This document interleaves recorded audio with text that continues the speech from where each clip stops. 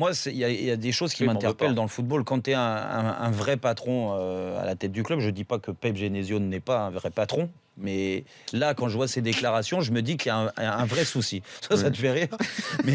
Mais quand tu as un numéro 9 comme Lacazette, tu connais le profil. Lacazette, c'est un buteur, il a besoin d'avoir des joueurs autour de lui qui lui donnent des passes décisives pour pouvoir marquer.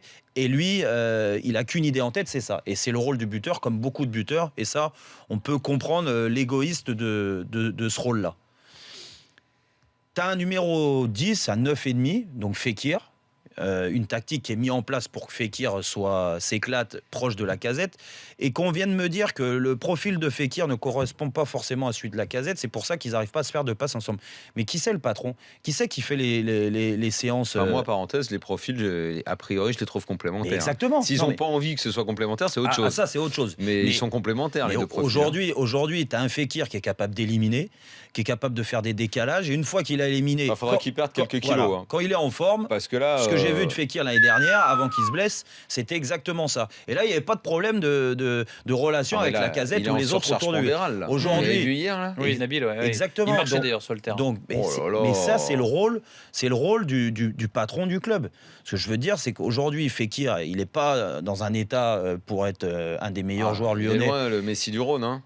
Il est très loin. Ouais. Là, c'est pas le Messi du Rhône, c'est bon, j'allais dire une connerie. Mais tu peux la dire, on est entre nous. Hein. Non, mais ce que je veux dire, c'est que aujourd'hui, il faut que Fekir se remette en forme, se remette bien dans sa tête aussi, parce que il y a le côté où les deux s'entendent pas forcément bien. C'est ce que j'ai entendu aussi. Dans la vie, c'est pas les meilleurs amis du monde, mais on n'est pas obligé d'être meilleurs amis pour pouvoir s'éclater. Par contre, après, c'est vrai que le problème à Lyon, il vaut mieux s'entendre quand tu joues devant. Le problème à Lyon, c'est aussi souvent les égos. Qui va être la star de l'équipe, qui va être mis en avant, qui va marquer le plus de buts. Et je pense qu'ils sont exactement dans ce rôle-là. Et là, il y a une concurrence entre Lacazette et Fekir.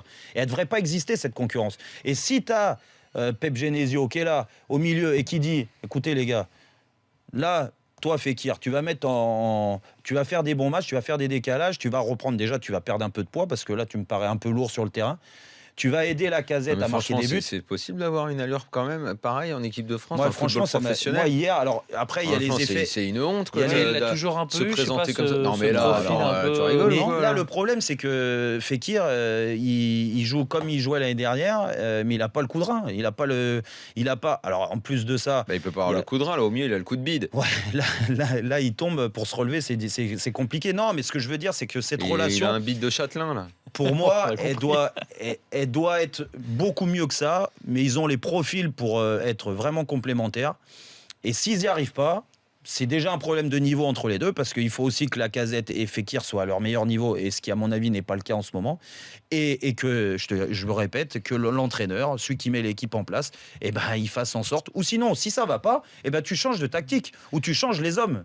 Mais tu peux pas continuer comme ça, à tenir ce discours-là, qui va en plus dans le sens des joueurs, et je pense que ça enfonce plus les joueurs qu'autre chose.